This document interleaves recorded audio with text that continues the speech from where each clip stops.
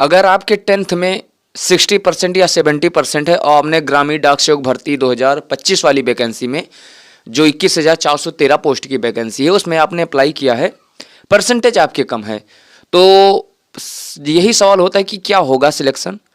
तो सिलेक्शन होगा, यानी कि सिलेक्शन होता है, बट दो तरीके हैं।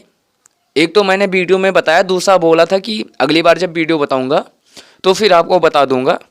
अगर उन तरीकों को आपने अपनाया होगा जो मैंने तब बताया था जब फॉर्म अप्लाई होते थे, ठीक है, तो फिर चांस थोड़ा है कि आपका कम कट ऑफ पर भी सिलेक्शन, यानी कम परसेंटेज पर भी सिलेक्शन हो सकता है। अब वो तरीके क्या हैं, मैंने पहले वीडियो में बताया था जब फॉर्म अप्लाई हो रहा था कि जिन दोस्तों ने, जिन भाइयों ने जब फॉर्म अप्लाई करते वक्त कुछ चीज़ों का ध्यान दिया होगा तो उनका सिलेक्शन का थोड़ा चांस बढ़ जाता है। जैसे कि जब देखो, जब जीडीएस की वैकेंसी आती है तो ये इकट्ठी वैकेंसी नहीं होती, जैसे एसएससी की होती है, रेलवे की होती है। अब कहाँ, किस कंपनी में, किस डिपार्टमेंट में कितनी पोस्ट हैं, ये उसकी हेडेक होती है। जबकि जब जीडीएस की वैकेंसी आती है तो ऑलरेडी आपके सामने लिस्ट जारी कर देता है कि हमें इस जगह पर इतने लोगों की आवश्यकता है।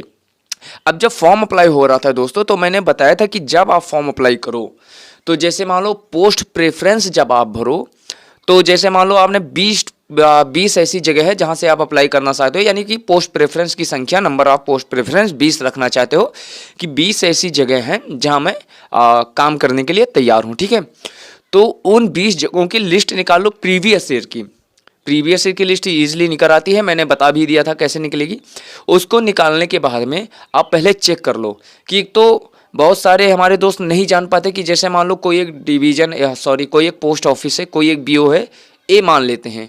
अब वो एससी कैटेगरी में है, वो ए से अप्लाई करना चाहते हैं, ठीक है। पोस्ट प्रेफरेंस में 20 जगह फिल कर ली, उसमें ए बी सी डी से लेकर 20 जगह फिल कर ली। अब उनको ये नहीं पता कि जो 20 उन्होंने भरी उसमें से 8 ऐसी जगह है जहां एससी की पोस्ट है ही नहीं। तो फाइनली उनकी पोस्ट प्रेफरेंस बचती है 12, यानी कि 8 वो हो जाती है रिजेक्ट, 12 जगह बची। तो अब उन 12 जगहों में अगर आपकी कट ऑफ मैच कर गई, आपकी कट ऑफ अच्छी है, तो आपको जॉब मिल जाएगी। इसीलिए मैंने बताया था कि जब भी आप फॉर्म अप्लाई करो तो जहां 20 आप पहले सोच लो कहां कहां से आपको अप्लाई करना है, और लिस्ट में चेक कर लो कि क्या उस बीओ पे इस वाली वैकेंसी में पोस्ट है कि नहीं है।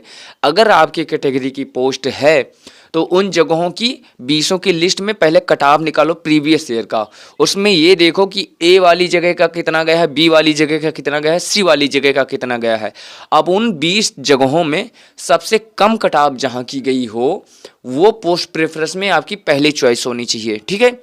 अब वो जब पहली, उसके बाद में जो कट ऑफ है उसको दूसरी रखो, उसके बाद तीसरी, ऐसी करो। जिन लोगों ने इस तरीके से फॉर्म भरा होगा तो 70% या 80% पे सिलेक्शन की तो बात नहीं कर सकते, लेकिन अदर्स लोग अगर आपने अच्छे से सिलेक्ट कर लिया हो तो 5 से 4-5% का डिफरेंस तो ईजिली आ जाता है।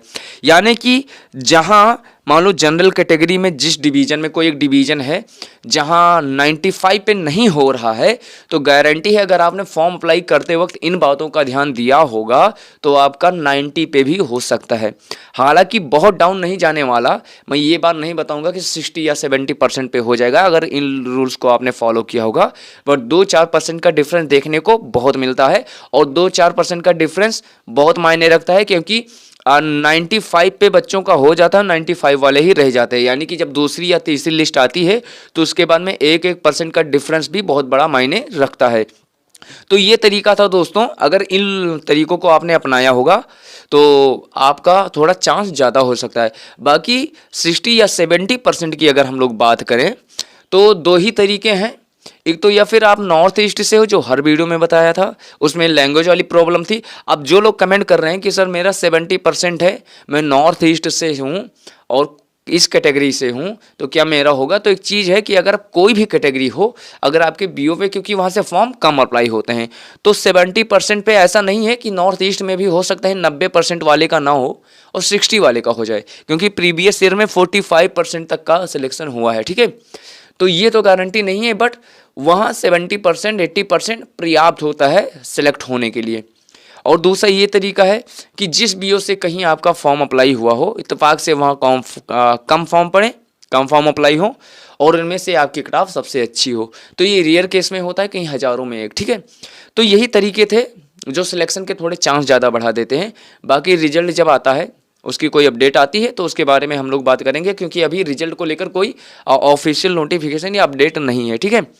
तो बाकी अगर आपके कोई सवाल हैं तो आप कमेंट कीजिएगा, मैं आपके प्रश्नों का उत्तर जरूर दूंगा। मिलते हैं किसी नई अपडेट के साथ, तब तक अपना ख्याल रखिएगा। नमस्कार, जय हिंद।